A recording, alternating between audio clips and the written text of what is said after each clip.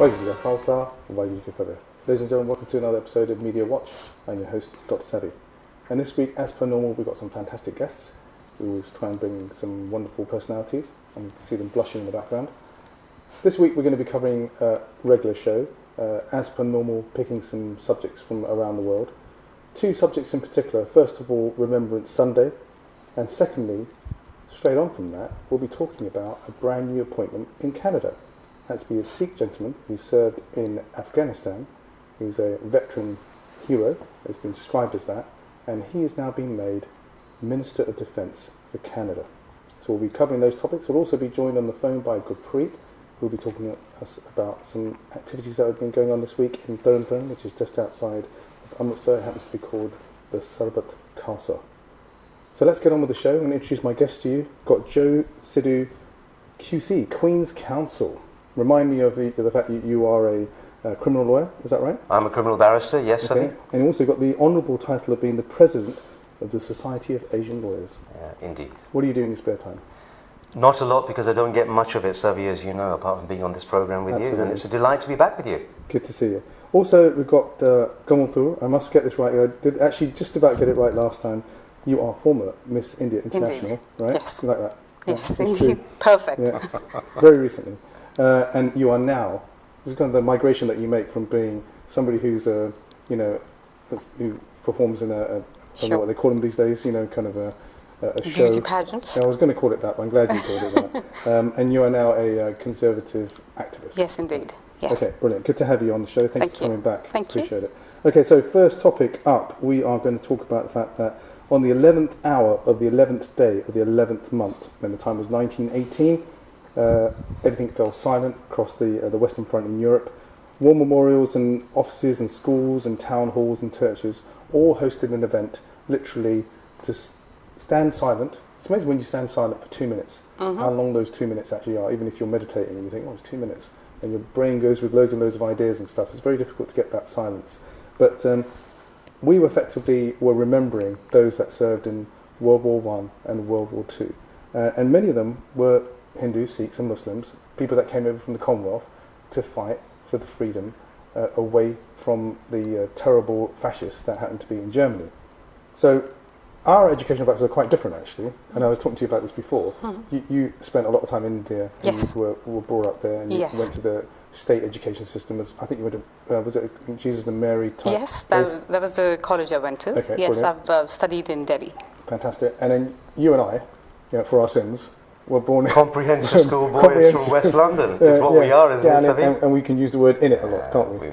We use it when we need it. Yeah, so we're London born and bred, nothing to be proud of necessarily, but we have that kind of educational background. So first of all, do you think, can you remember that was the World War When we were about? at school, Was it Savi, there? you'll remember, any of us who were educated in this country, the whole story about the contribution of Commonwealth soldiers, and obviously particularly for us of a Sikh background, Sikh soldiers who had sacrificed an enormous amount across 2 world wars, was completely invisible. It didn't exist in our history books. It wasn't spoken of in assemblies at school. It was something that we were told about by our parents and grandparents, but otherwise it was simply a non-story. And it's only been in recent years that a lot of people who are anxious to ensure that the record is set straight have been agitating to put forward the story of Commonwealth soldiers and Sikh soldiers. You've got a family relative as well. Well, my nana actually fought in the First World War and was posted to Northern Africa.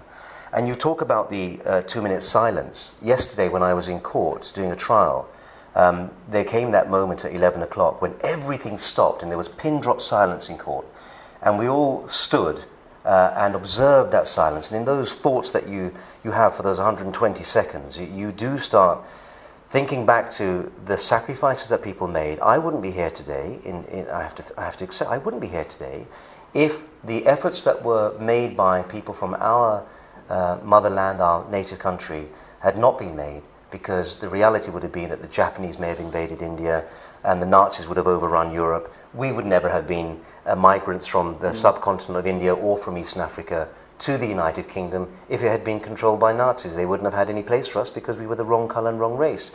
So we need to recognize what these sacrifices are in the context of our own life histories and stories. But we also need to make sure that this society that we live in, that this society makes due recognition for that contribution. When you say we, right, we're not talking about me, we're talking about we, aren't we? We're talking about all of us. We're talking about all of us. All of us collectively. But this point was made earlier, I think you were making, that if we don't ensure that British white people get it and have recognized that sacrifice, what will happen is that their ability to accept and embrace the contribution of our forefathers and foremothers will be that much more diminished. So in India, you were saying, did you get it kind of taught? Well, when I was growing up, we did talk a bit about it. But, for me, it's very simple. We are talking about soldiers here. We're talking about sacrifice here. Okay, let's for once, on this particular day, talk about the sacrifice the soldier did, and not about what section of the society, what religion, what color, or whether he wore a turban or whether he did not. That doesn't really matter. So that's the first thing, just very simple.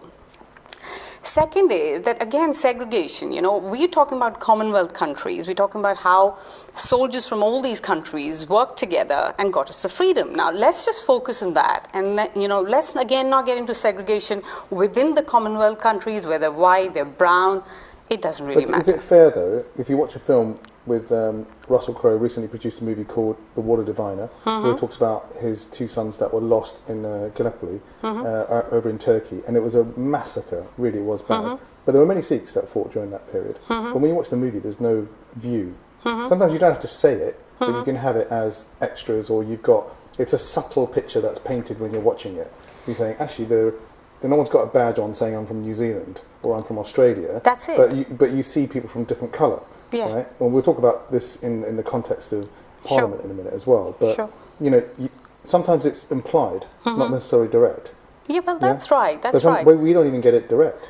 Well, you know what? I understand the emotional aspect of this. I know that, people are very possessive about the fact that, listen, our forefathers have sacrificed and, we're not mentioned enough. So let's not talk about, what section of society, what backgrounds these people were from. We're talking about, again, I'd like to reiterate, we're talking about soldiers, people who sacrifice their lives, and just focus on that for one day and then come back another day and talk about the things that we're mentioning about. So that's really it. That's really it for me. I think that Kanwal makes a fair point in the importance of not separating out people from different ethnic groups when it comes to their sacrifices. However, there is a however to this. There is a genuine grievance that Sikh people feel, that not only in the history of military warfare, but also in contemporary life and politics, much of the contribution that's been made by the Sikh community has been airbrushed out of history. We're talking a big number, 120,000 people from India, not just it's a very substantial number of people, and I think we also need to remind ourselves that there has been a disproportionate contribution of Sikhs, not just within the army in India, both before and after independence, but also within the police services as well. And that contribution has come about largely because Sikhs have exercise the sort of discipline and loyalty and commitment that is needed in those different institutions. Now, Sikhs, generally speaking, in my experience, have been very restrained historically about the fact that they have been overlooked. And if there are people now who feel that in order to provide a corrective to history so that there's balance, no one's asking for preferential treatment, no one's asking to be highlighted as a special group, I think what a lot of Sikh people are saying is, it's time that you corrected the imbalance and that our own contributions are given due prominence.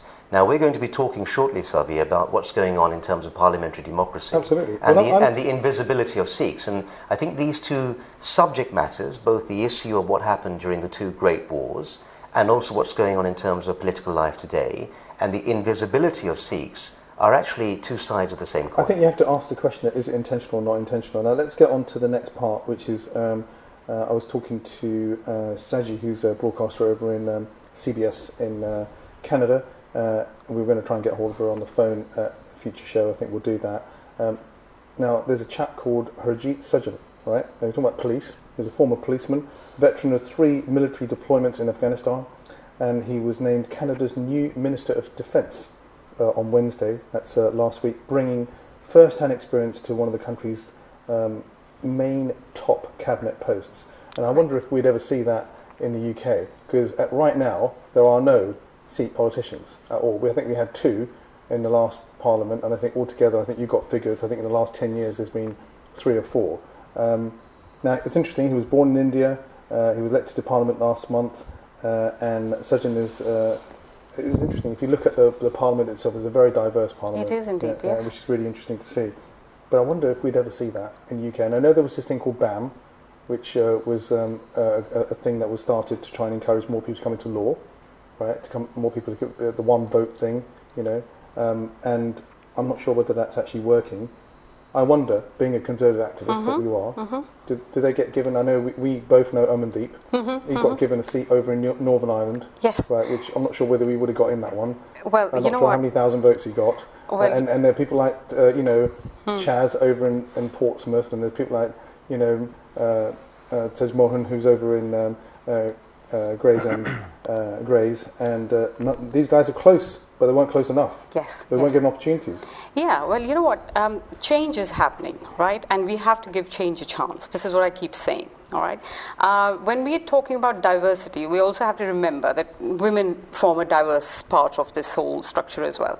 29% of the parliament in the UK has women right now, whereas Canadian Parliament has about 26%, okay? And I think the US has about 17%. So we are by far better than the others. So that's one part of it when we're talking about diversity. The other part that you're just talking about, well, we've had a few, and like I said, it's the beginning of a change. Over the next few years, if we keep ourselves positive and, you know, if things move the way they are, I'm sure there are going to be more people who are going to stand and win the elections and represent the party. It's as simple as that. I think that, with all due respect to Kanwal, there's a naive optimism in the way in which she has reviewed the state of the nation in the United Kingdom. There is a very real deficit of representation for the Sikh community in this country. And it's not good enough for us simply to say there's been improvement. The improvement has been slow to get more minorities into Parliament. I know that there's been an increase from about 27 before May 2015 and 41 now. About half of those 41 are from South Asian backgrounds. But we have 0 Sikh MPs. And if you look at the profile of the MPs that we have from minority backgrounds, you've got, I think, about 6 Hindu MPs, you've got 11 Muslim MPs, you've got something like 24 Jewish MPs, and no Sikhs. Now, when you've got a population of near enough 500,000 Sikhs in this country, I think there is reason for them to feel that the diversity agenda has not touched their lives, has not, in fact, reflected the reality of what their existence is in this country. They are entitled also to feel that the Parliament that is there for the entirety of this country reflects properly each of its constituent elements. And its constituent elements, of course, include the Sikh community. Now, I'll tell you this, the political leaders of this country are very sensitive to the fact that they have not done enough to improve representation from the Sikh community. They have been talking about it a lot, but there needs to be far more positive action. There's been positive action to get more women MPs into Parliament. The Labour Party has all-women shortlists in certain seats, and that has improved vastly the number of women MPs. But there hasn't been any real positive action in identifying credible, able Sikh people from both men and women who are equipped to be able to represent their constituencies effectively in Parliament. And because of the lack of proactive effort on the part of all the major parties, that means we've now ended up with 0 MPs, whereas before we had at least some. So there is a lot of work to do, and I'll say this as well, Savi. If the major political parties do not address this urgent deficit with the commitment that it really demands, you'll continually find that Sikh people in this country will start to feel disenfranchised and alienated from the political process. And when that happens, what tends to then take place is that people of more extreme views are able to occupy that political space and say, well, if the regular institutions aren't going to represent us, then we will have our own organizations to represent us. And that simply fractures into lobbyist-type politics, which isn't going to assist the Sikh community overall. Now, I'm going to have to stop this conversation for quickly, because we've got a gentleman on the phone. He's been on the show before. We've got Gurpreet dialing in. As I just said, we're going to cover another subject. We are going to come back to this in a minute in the context of, you know, it's all about political voice at the end of the day. It's all about, you know, making a change. And recently we've had a situation over in India this week where we had something called the Sarbat Khalsa. And I really wanted to get Gurpreet on just to tell us what does that actually mean. And so we pass all these resolutions. What does that mean for Sikhs, the diaspora around the world? So Gurpreet, can you hear me? Thank you for joining us on the show. Waheguru Khalsa, Waheguru Fateh. Waheguru Ji Ka Khalsa, Waheguru Fateh. So tell us, this took place this week. You are very active in the Gurdwara down in Shepherds Busch. Yes, on the committee at Shepherds Busch Gurdwara, as we're properly known, the central Gurdwara, London. So so we had this Sarbat Khalsa thing, and there's been 13 resolutions made, and there's all kinds of dates like the 30th of November and next Vaisakhi, and this is all around obviously the backdrop of all the troubles that have been happening in Punjab. They haven't had one since 1986. Do you think any of these things are going to come off? I think the reason this Sarbat Khalsa went ahead, and it also went ahead without the blessings of the current of the Jathedars who were the incumbent Jathedars at the Gurdwara. It went ahead because the diaspora of Sikhs has been pretty disappointed with the activities of the Jathedars. They seem to be politically appointed now, with being appointed by Kali Dal, which is a political party which has they're part of the BJP coalition government, and there's been a lot of dissatisfaction with events happening in Punjab for a while, and there was this feeling that the Jathedars are not neutral, they're not independent. The Gurdwara has lost its independence, and hence why the Sarbat Khalsa got called in with a view to getting the Gurdwara's independence back rather than it being a politically controlled establishment. Basically, do you think that, obviously we were talking about the subject around Sikh representation in the UK, in Parliament. What about this situation with regards to human rights? Because some of the resolutions that have been passed have been talking about not necessarily human rights in the UK, but in India itself. And this is a global issue, isn't it? Especially if you trade with people like India. Yes, it is disappointing to hear our political leaders putting trade ahead of human rights. And it is quite disappointing. One would expect here in the UK, where human rights are held in high regard, that we should have that expectation of the countries we choose to trade with. Because I know over in Canada we've seen, for example, people who have been voted in, they've stood up and they've actually made announcements in Canada. They've actually tried to get lobbying from more of an international level, and that's what you could do. Not only do you look after domestic politics, but you look at the international stage as well. Yeah, internationally, there needs to be more focus on human rights. It's where you see human rights starting to be abused. There's countries where we will eventually start to get problems. You've seen it in countries like Afghanistan. There was no human rights there, and these do become international problems. These problems don't just remain in those countries; they end up getting exported at some point or another.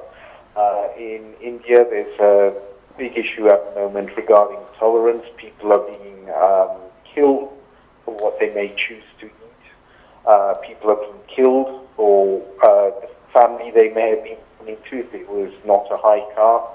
And this level of intolerance is growing, and it's very sad for a modern-day India. Okay, well, Gurpreet, thank you so much for joining us. We really appreciate your time. I know you've got to go, and we'll catch up with you soon. Maybe get you in the studio direct so we can see you face to face. Thank you. Okay. Savi, I think the observations that are made by Gurpreet are very relevant to what we've been discussing. Absolutely.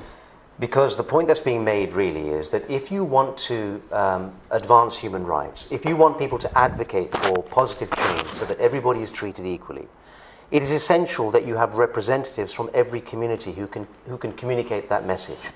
You can't have people pushing an equality for women agenda if they're men.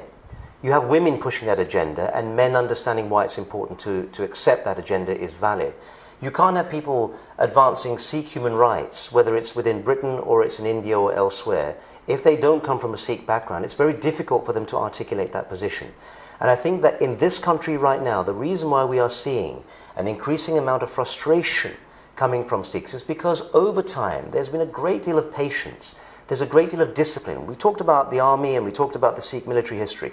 The reason why Sikhs have been so successful in the army is because they have incredible discipline, they have incredible self-control. But what is going on now is that that frustration is beginning to build up to the point where a lot of Sikhs in the UK and elsewhere are saying if they can do it in Canada and they can promote Sikhs up to the federal government and give them positions like this gentleman has successfully obtained as the Defence Secretary, why can't they do it here? Should they bring politics that are actually in another country to the country that you're in?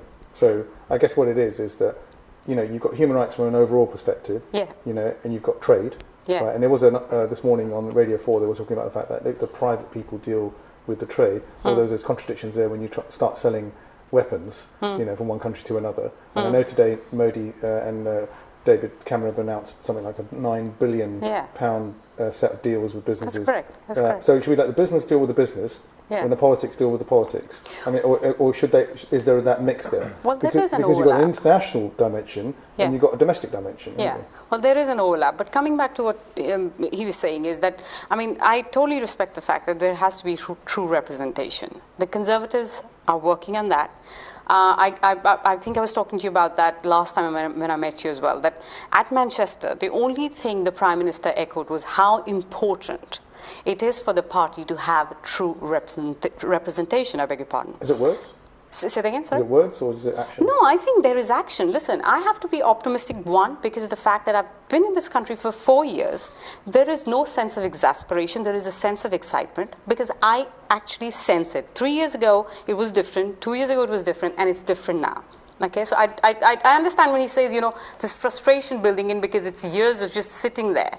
But I've been here for the 4 years and I've seen the change in the last 3, 2, 1. And then, you know, when you have the leaders of the party saying, listen, we're talking this and we're going to do it. I don't think personally, I mean, this is the media show. I don't think you necessarily see it in, for example, the music, the dramas. You know, you've got to be dysfunctional to be in EastEnders, let's put it this way, right? But generally, in dramas, in shows, in representation in comedy. But you know, Savi, I mean, there doesn't seem to be a reflection of today's society. Though. Yeah, but you know what? This country is one of the most friendliest countries in the world. I've lived in Singapore, I was in India, in Mumbai, Bangalore, Delhi. One of the most friendliest people. It's very easy to assimilate in a country such as this. It's got a diverse sort of structure. People from all walks of life, different countries, they make this as home. And they feel happy and comfortable here. You also have to say, you know what, this is not where I belonged. I came from another country. These people have accepted me with open arms. I'm getting an opportunity. My children are getting opportunities. Let's give them a chance. You can't demand. I think that's not really the issue, if I may say so with respect. Yes, the issue is not integrations. The Sikh community is integrated very well into the society, in fact very successfully so, and has become part of mainstream society, but also been involved in all sorts of different professions and pockets of life. That is the precise reason why, having succeeded in all of these other areas of civil society, we now need to succeed. They don't have representation but we now politically. Need to succeed in politics. And so it is a fact, and I think you're alluding to it. If you don't have representation at a political level, it's no good saying that the Conservative Party have been talking a good talk about this. David Cameron's been in power now for over 5 years. He has Sajid Javid in a very senior position. He has Priti Patel in a very senior position. He has no Sikh MP or anyone that he can promote because he hasn't made enough of an effort. I'm going to have to close it there because otherwise we'll have to seriously look at the way in which we issue the programme. But listen, we've been great having you on. We could talk for another hour. Maybe we should have allocated an hour. And we look forward to seeing you next time. Pleasure. Thank you. Thanks so much for joining us on the show. Thank you. We look forward to seeing you next time. Waheguru Ji Ka Khalsa. Waheguru Ji Ki Fateh.